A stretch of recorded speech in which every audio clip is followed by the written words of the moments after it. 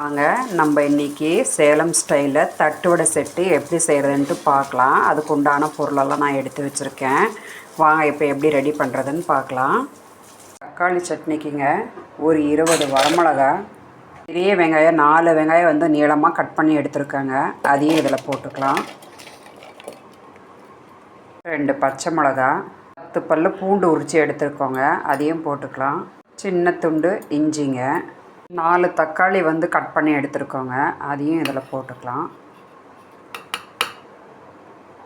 இதுலேயேங்க ஒரு ஸ்பூன் உப்பு போட்டுக்கலாங்க.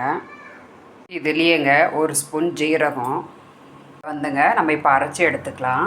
முக்கால்வாசி அரைச்சி எடுத்ததுங்க. இதுலேயே வந்து ஒரு ஸ்பூன் தனி மிளகாய்த்தூள் போட்டுக்கலாம். மிளகாய்த்தூள் போட்டதும் இதையே வந்து அரைச்சி எடுத்துக்கலாங்க. அடுத்து வந்துங்க ஒரு வாணையில் வச்சுருக்கேன். இதில் வந்துங்க ஒரு 4 ஸ்பூன் ஆயில் ஊற்றிக்கலாம். எண்ணெய் காஞ்சதுங்க நம்ம அரைச்சி வச்ச தக்காளி சட்னியை இதில் போட்டுக்கலாங்க. இதை வந்துங்க நல்லா ஒரு தட்டி கலந்து விடுங்க. தக்காளி சட்னி வந்துங்க கொதித்து ரெடி ஆகிடுச்சிங்க. பாருங்கள் நல்லா சுண்டி வந்துடுச்சு. அடுத்து வந்துங்க ஒரு கைப்பிடி புதினா, அரைக்கட்டு கொத்தமல்லிங்க,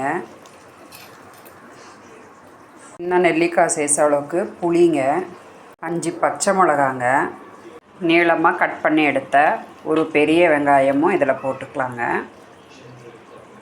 சின்ன துண்டு இஞ்சிங்க, இதுலேயேங்க ஒரு அரை ஸ்பூன் உப்பு போட்டுக்கலாம். இதை வந்துங்க இப்போ நம்ம அரைச்சி எடுத்துக்கலாம். இந்த அளவுக்குங்க அரைச்சி எடுத்த பிறகு ஒரு பாதி லெமன் வந்து இதில் புழிஞ்சிக்கலாங்க.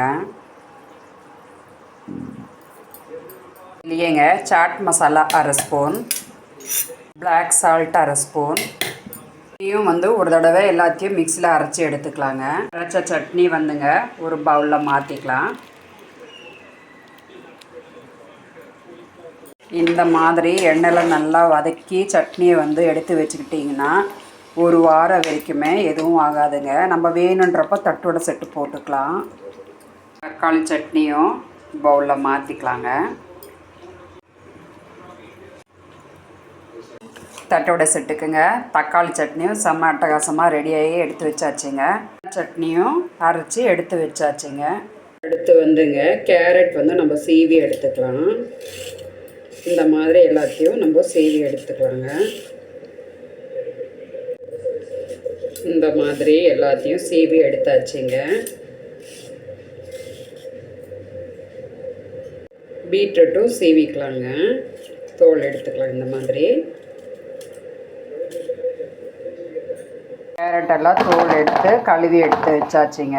பீட்ரூட்டும் எல்லாம் தோல் சீவி கழுவி எடுத்து வச்சாச்சுங்க. கேரட் வந்து நல்லா இந்த மாதிரி சீவி எடுத்துக்கலாங்க. பீட்ரூட்டையும் சீவி எடுத்துக்கலாங்க. கேரட் வந்துங்க நல்லா திருவி எடுத்தாச்சுங்க. பீட்ரூட்டும் வந்து நல்லா திருவி எடுத்துக்கிட்டோங்க. பீட்ரூட்டு, கேரட்டு, பாதி லெமனு, 2 வெங்காயம் வந்து பொடியாக நறுக்கி வச்சுருக்கேன், கொத்தமல்லி பொடியாக நறுக்கி வச்சுருக்கிறேன், பிளாக் சால்ட்டு, சாட் மசாலா எடுத்து வச்சுருக்கோங்க. இதை எல்லாத்தையும் நம்ம இப்போது மிக்ஸ் பண்ணி எடுத்துக்கணும். திருவி வச்ச கேரட் இதில் போட்டுக்கலாம். திருவி வச்ச பீட்ரூட்டும் இதில் போட்டுக்கலாங்க. இதுலேயேங்க பொடியாக நறுக்குனா வெங்காயம் போட்டுக்கலாம். இதுக்கு மேலேங்க சாட் மசாலா போட்டுக்கலாம். இதுலேயேங்க பிளாக் சால்ட் கொஞ்சமாக போட்டுக்கலாம். கொஞ்சமாக சால்ட்டு போட்டுக்கலாங்க. கொத்தமல்லி கொஞ்சமாக போட்டுக்கலாம். இதை எல்லாத்தையும் ஒரு தடவை நல்லா கலந்து வச்சுக்குங்க. அடுத்துங்க இதில் வந்துங்க தக்காளி சட்னி அப்படியே எடுத்துக்கலாம்.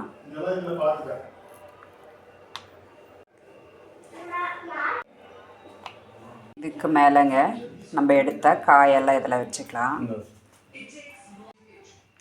அடுத்துங்க புதினா சட்னியும் எடுத்துக்கலாங்க. இதுக்கு மேலேங்க அப்படியே எடுத்து வச்சுக்கலாம்.